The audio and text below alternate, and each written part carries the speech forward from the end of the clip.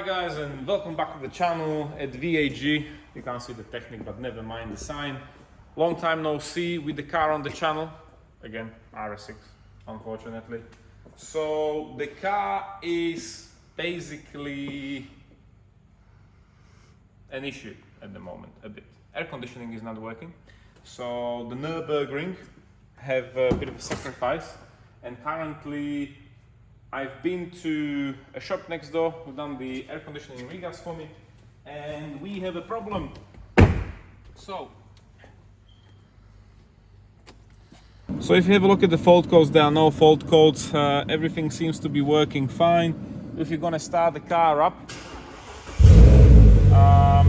the econ button is off, which means the klima should work. And if we will go to measuring blocks, is dropping to 2.2 bars, which is below spec. So we had over 6 bars of pressure after I filled it up. It's still acting like it's on, but we have a leak. I reckon the whole problem what we having, I'm still hoping it will be only a leak and only a leak, but I've got a bad feeling that the air conditioning compressor is dead. Reason why I think that, because when we had pressure in the system, it was actually acting like it should be working, but it wasn't working. It was still blowing hot air, and unfortunately to do the air compressor, maybe it's an engine now, I don't know, we gotta put it on the RAM, but that will be probably a future video again, because it will be more things to do while we have it on the RAM. So basically the air conditioning is currently not a priority to be sorted because we have a RAM. But anyways, hopefully in this video, for 670-80 million times, we'll be stripping down the pump, whereas in the tank, for low fuel pressure. So we do have a bazooka of a fuel pump here. This is a 900-liter setup, so 450 and 450. Of course, the 450 liters is at 3 bars. So we need 6 bars, so it's much lower. So basically, I think these two pumps, when they're gonna run together, they probably be about at 500 liters at 6 bars. Which I'm really hoping will be enough, because the fuel pressure is asking 6 bars constantly, and over 5,000 revs is dropping to almost 3.5, which is not good. So there's a protection. So before we're gonna continue, we need to sort out the low fuel pressure. How are we gonna do it? We only have one controller, where I will show you in a minute, hopefully you'll see it, and one pump, which is there now, even the 450 liter one, will be running on the existing module, so nothing will change. One pump will be doing the pressure constantly as it is driven, controlled by the module, not a problem. The second pump will be driven by a battery, and it will be switched on only when it's necessary to have it on, which means we have like a pressure switch here.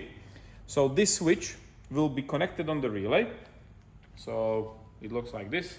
When we will reach around that 1 bar of pressure in the manifold, it will switch on the relay, and directly from the battery we will have 12 volts or whatever voltage we will have on the pump. So combined together, it should be doing that 900 liters at 3 bars. So I'm really hoping that will sort out the problem. Also, we have everything here ready for it. These connectors, which are quite special connectors, I believe. It can't have any fuel leaks coming from the tank. So you see these O-rings there, they're not rubber, they are from a different material which should hold the fuel in place. And of course we will try to do like a terminal, the power supply for the second pump. So that will need doing, and of course we have to do also the hoses from the water methanol which is in the back. Let me show you. This is a setup of a poor person. But yes, the plan is we will do a T-junction over here, and from there we will have another hose coming next to the battery. There will be a relay and terminal and everything. So we will do a holder over there, and the fuel pump will be plugged directly onto the battery, and we will be just switching off the ground by a relay with the pressure sensor. So that's the plan. What will be the reality, we will see in a second. So again, we have to strip it all down, take the pump out. And also I was thinking about the setup when it comes to the whole basket and everything, because as you can see, this is already prepared to have the top lid coming on. So these 3 points with the spring will be actually pushing the pump onto the point to the bottom of the tank, and it should be holding in place. Reason why the basket is actually closed from underneath, and I've got a feeling when both of them will kick in, it will just suck all the fuel out. So that's just the theory. We will put it there directly as it is, so it's sucking fuel from the lowest point of the tank. And anyways, I did run out of fuel when we get back from the ferry. I have 30 miles range, and whatever fuel was left in the tank, a couple of liters, stay there. And I ran out of fuel before I get to zero. So I really have to make sure I'm always having at least quarter of a tank in the car, also for a purpose of cooling the pump, so they are constantly in petrol. But all theory. We're gonna take the seats out and we're gonna get to it.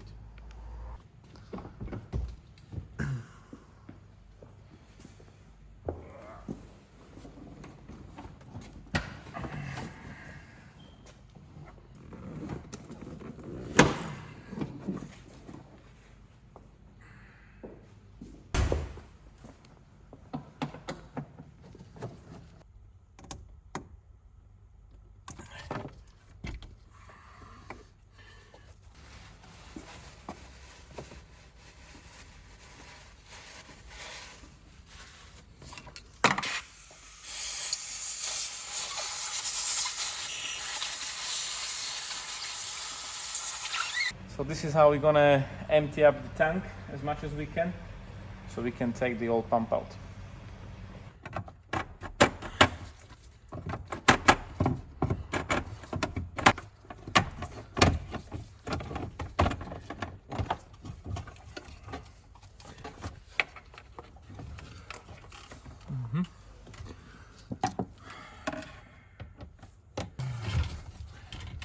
Okay.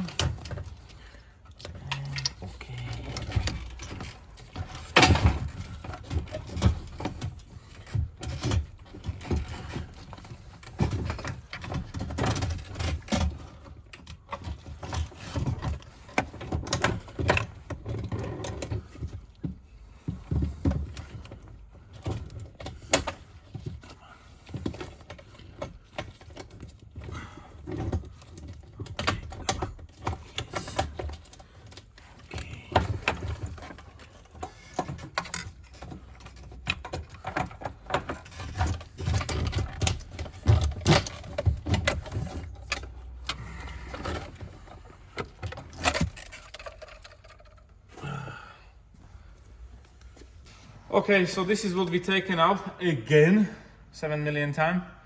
And right now we have to do the 2 extra connectors for the pump. Everything what was there at the moment will be gone. So this whole basket where the pump is sitting will be removed. And also my theory, when I was saying like if the fuel is getting lower and is literally not overfilling the pump completely, is literally struggling to pull fuel from underneath because that's like full, it's not fully open. So yeah, we will leave it in the tank as it is, just with the filters, and see what's the result. So let's get to it. And here we are, guys. Again, loads of thinking, because everything in the theory, what I thought as a theory, is not applicable. Unfortunately, everything is different again. So the top lid from the pump, the genuine one we're gonna use, will not fit either of the bolt holes. So wherever I will try to apply it, it will just not go in. So it will be holding only in one of them. So that will be making the pressure, so it's holding in place. And of course, I have to damage the rest of the bucket. So we can take off the holder for the level sensor. So this will be actually holding like this on the side over here. We will plastic weld it, so it's there hopefully forever. And then these 2 fuel hoses will literally have to be bent like this to this side, and then we will use the rest of it, which is over here, and this will go from here into the loop and back into the lid. So it is really tight setup again, because the fuel tank is too small. That's why even these, I think they should have like 90 degrees bent and go to the side and somehow back. It is what it is. So unfortunately, I will have to make it like I show you. That's the only possible way. It shouldn't be really a problem because it will be holding in place, so it won't be moving in the tank, which is good. Also, the level sensor will be to the side, which is the correct way how to have it there. And another problem what we're having are these connector bits what should go into the lid, but as you can tell there's no space already. So what I don't want to do is drill it, damage it, try to fit it. We will do it to the other side, which is a clean lid with nothing, so there's plenty of space, and we will have to put extra wire. So the extra wire is not a problem, and it is a problem at the same time, because longer the wire is, more resistances have, and so on and so on and so on. So I'm really hoping extra meter of wire will not do too much of a difference. It will do a bit of a difference, but hopefully not too much. And we'll be able just to put the connector on the end of it, make a connector plug over there, and we will be going from the other side of the tank around the pump and into the battery. So that's the plan. Again, theory. This is so far what we managed to do.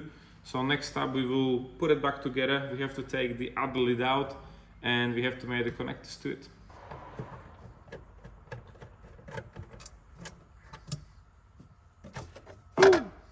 Empty. Update. We took out the lid cover from the other side of the tank where it's just level, and this is what we got left. So I have to grind down these sort of meshes which were from plastic on this side. The other side is nice and clean.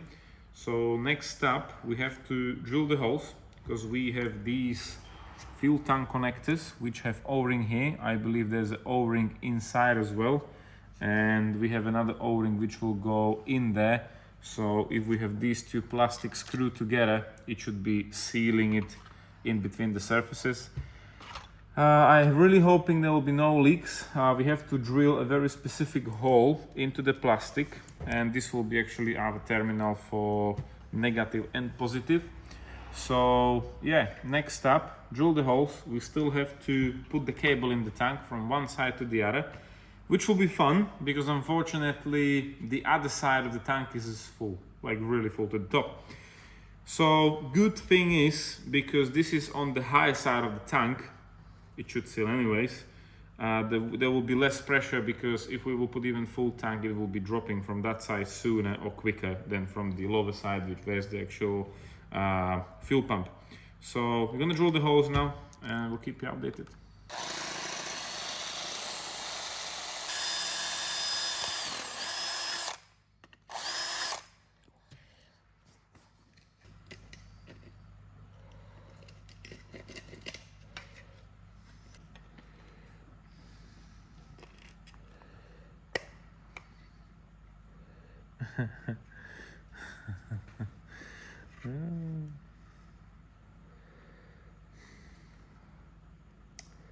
Not good.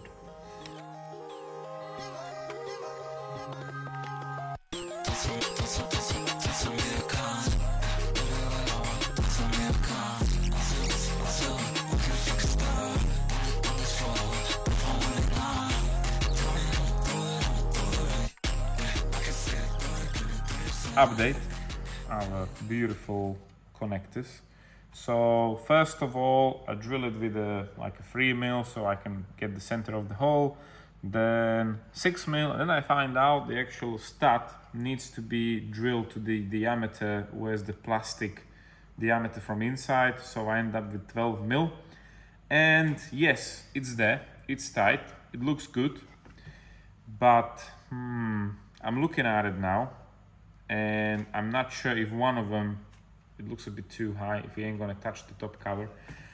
We'll see. This was the best what we can do. Also, I did notice that if you have a look here, we have to put probably washers there or something, because there's not enough surface to actually tighten it. So we will be using these connectors over here, and yeah, we have to figure out how we're gonna put them on there ideally. So yeah, stay tuned. We will now put the wiring with the connector into the tank, which is full of petrol. So my hand or my sleeves have to go a bit more further up, and my hand will be probably sticking in a tank somewhere over there. But yeah, so connector on, put it in the tank, loads of fun coming up. Okay guys, so we have the special cable So connected to the pump, these two onto the lid, and I'm going to jump in the tank full of fuel.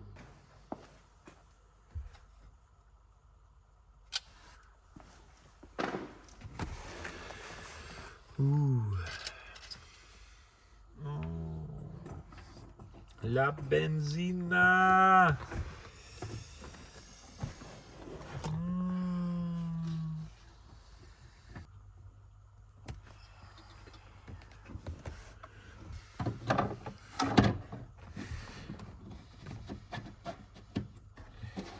So this is the final product.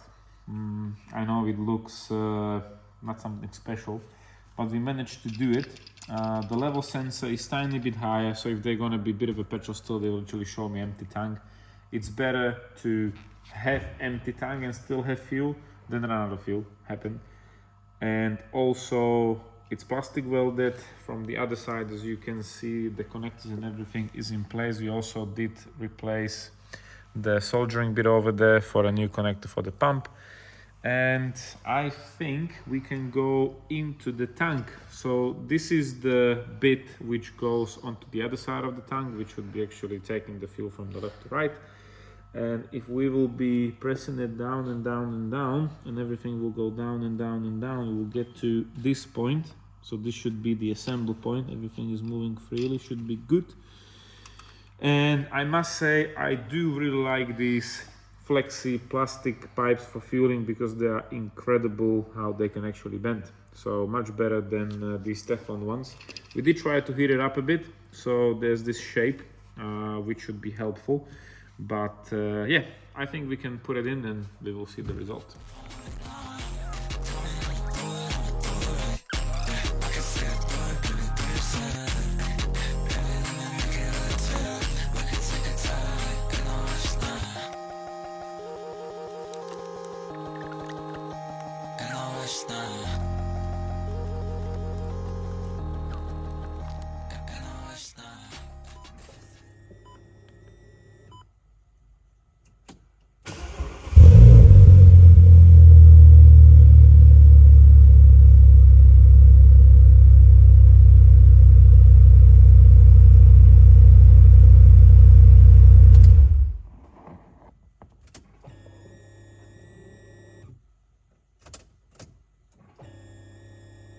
Okay guys, so yesterday we finished like 1 in the morning again, but the car did start, which is a good sign. Currently it's more than a toolbox than a vehicle in the back, and we have the cable ready there. We have to sort out the switch. We did also find out a bit of an interesting thing about the switch. Is a bit funny. It's working opposite way than I thought. My thoughts, because it's a switch. I thought that when we will put pressure in there, it will connect these two. It's working opposite. So there's a continuity now still. As soon as now we will put, is set it up to 0.8 bars of pressure, it will literally disconnect the switch. So we have to find the relay, which is over here. It's actually a switch again. And how it's gonna work, when we're gonna have constant 12 volts going over here, this will be off. And when we will have no power coming into the relay, this will be basically like a switch turn on, so the pump will be running. So this is set it up. We've got the relay. We have to make some kind of a holder for these two. We have to do the connectors and everything. We'll be fitting in the car, and then we have to test it. Okay guys, so we have the keys here, and that means we should be ready to go on the road again. Some of them will probably laugh, but we have a fire extinguisher. You never know. It's better to have it than regret it when you need it. We've been doing two things like electric and fuel, not really good combination, but we did it, so it's there. At the moment, if you have a look at the setup, have a look at my setup, there's a Red Bull can. Red Bull gives you wings, but hopefully it will not give you wings today. Hopefully it will be only BHP, but I hide the relay and the valve in the Red Bull can, looks cleaner. And the whole pressure system to the valve is actually not finished. We also have a boost gauge, just to be sure how much we're boosting, because the diagnostic will only show us to 1.550. And yeah, we've done everything according to the manual. So the fuel pump have 20 amp fuse. We put 2.5 mil wiring to the pump, which is the same like from the pump, so that should be fine. And the only way how to find out is to test it. So we're gonna hit the road. We're probably gonna put a bit of a petrol in there. We're gonna take the 5 extinguisher with us. I'm concerned maybe we'll take 2 of them actually, just in case. And yeah, we're gonna pack up the diagnostic and we're going to drive the car now.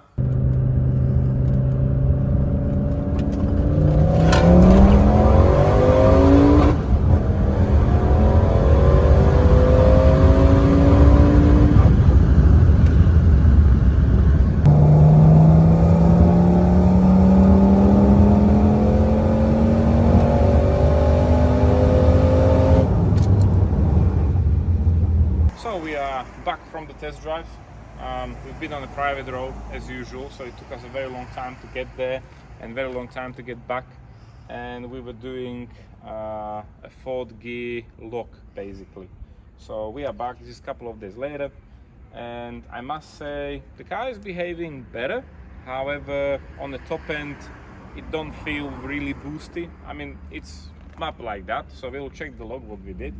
And when we were driving, Eric was sitting in the back. He was looking at the boost gauge, what you've seen. So it was boosting about the 1.4, slightly above 1.4 sometimes, but at top end it was losing the boost. So we have to figure out why, because if we can keep the boost 1.4 till a red line, we should be over that magical 1000 bhp. But I was mainly checking temperature on the intake, which was a bit alarming at some point. The reason why it was alarming, we were doing first a very low speeds, so all the air which is coming through the coolers just didn't have time to actually suck all the heat out of them, and it was slightly overheating. So when we stopped for a second, the intake temperature went like 80 degrees, which is like end of, you can't have 80 degrees on the intake. So if you have a look at the water methanol, how we did it, because we were idiots. I mean, we did think about it for a while, but we end up like putting the injectors where you've seen them. So I believe this is a boost pressure sensor and a temperature sensor at the same time. Same on the other side, but this one is here, the injector is behind it, and the injector is literally on the sort of sensor. And I believe this sensor will be showing less temperature than the other one. So what I actually want to do right now is really close to the flap as well. So I'm thinking to put them not in front of the turbo, but exactly behind the turbo on the housings which are going from underneath the engine. So that means the water methanol will have time to actually evaporate and cool down the whole intake gases from the turbo, through the coolers, through these pipes, through the both sensors equally, and into the intake and into another pressure sensor, which is the temperature at the same time. So we have to redo that. The logs and everything what you'll be seeing now, they are just pure engine. That's no extra cooling, no additional fuel like some race fuel or anything like that. It was on nearly 99 run. So we're gonna have a look at the log in the office. I will send it to Profit Tuning as well, what Jano will say, and we'll go from there. Right guys, so we are in the office using free software, but this is probably the best log I actually have, and this is 4th gear. We start logging from 2300 RPM, the wide line, all the way to the 7120 on the top end. The log is not the best because it's from VCDS, but it'll do for the time being to actually try to figure out why we are not reaching what we want to reach, and that is 1000 bhp. I did also send it to Profitune in Poprad in Slovakia to Mr. Jano. He already gave me his point of view on the situation, where you can see here, but let me tell you what I think, or what was I thinking first, and what was my plan, and then what Mr. Tune said. So yes, we actually start boosting at 3300 RPM, where we already have request of 2550 millibar, which is including atmospheric pressure, and we already have 1.2 bar. So we start boosting at 3000 RPM, let's say. Then we have engine load 180, 190 at 4300 RPM. So I wasn't able to put my foot down fully For some reason the gearbox is downshifting even in manual mode, so that's why the engine load is not full until that 4300 RPM. But the main thing is wastegate is slowly going to duty cycle of 95, which is hitting 6300 RPM over there, and all the way until over here, which is 6560 RPM, we have a boost of 1.4 bar, which is amazing. That's good. So we have boost reached already at 4000 till 64, which is good. However, you can see after 6500 RPM it will be dropping and something is going on. So the wastegate is already at 95 over here, and it was good, and then all of a sudden drop. So I was thinking like they actually might be a problem with the turbo himself, but as a problem I mean a wastegate spring. So I was thinking, let's change the wastegate spring for 1.2 bars, and hopefully it will be like boosting from lower RPM all the way up in the same boost and maybe tiny bit higher. So we're not sure even if the duty cycle is at 95% over here, if the flap on the turbo is physically shut. That is one big if, because there's no sensor what will tell you if it's open or shut. And yeah, so my plan was to put 1.2 or 1.1 bar spring, which should increase the boost. But I was talking to loads of people. I was talking to Phil from Mallory. I was talking to other people, and we come to a decision that we will not change the spring for one reason, because if we're gonna do that, the regulation to actually regulate the wastegate will be 1.1, 1.2 bar, which is quite a lot, and probably will struggle to do a nice steady pull. So it will be probably alright, it will reach the 1000 bhp, but the question is if the car will be drivable daily or some kind of a purpose. And I like the way how the engine performs and how it behaves now, so I don't really want to lose that boost from here, and it's going really nicely to the top, so it's really steady. So yeah, I sent this log to Jano, and he already told me at this point, which I think he's right, the intake temperature is this blue line here. We are at 58, and when we're gonna have higher speed it will drop to 50-ish lowest at 5000 RPM, and from 5000 RPM to red line it's increasing to 61 degrees on the end. So what we have a problem here, we have a pre-ignition cut, so actually the temperature is holding us back. So from here till there you can see how the turbo was lagging, so we have a problem with the timing. So that's why we have to sort out water methanol, and we'll be probably adding some more octane to the fuel as well, because the temperature will be a problem on the long run, especially at this high RPM. So that will be the next video. And also probably we will have to take the engine out, because if you notice on Nürburgring the air conditioning wasn't working. So my plan was to remove the engine anyways for some checks and do the wastegates and everything, but that's like no goes on at the moment. And we have it on the ramp yesterday. I thought it would be a silly leak from an O-ring, hose or something like that, but unfortunately it's coming directly from the air compressor, where's the regulator valve or the solenoid in the compressor, and that will need changing. So I have another compressor here ready. However, the access is absolutely terrible. There's an engine bracket, there's engine mount, subframe in the way, loads of hoses, turbo brackets and everything. So it will be very challenging to do it without engine removal. We'll try. I have to get the aircon working because it's taking all the hot air under the bonnet, and it's just not good during the day. So that will be another video. However, there is a progress. We managed to sort out the bazooka for the fuel, which I'm really happy. And the low fuel pressure is sorted now, which is good, and we will move on. So soon as we will be happy with some basic runs again, after we're gonna do what I just told you, we will probably book it for a dyno run, and I really hope we're just going to get a printout with the 4-digit number. That is one big if. So stay tuned with the RS6, guys. That is another video from many videos of the RS6, and we'll keep you updated. So thank you for watching and take care for now. See you in the next video. See ya.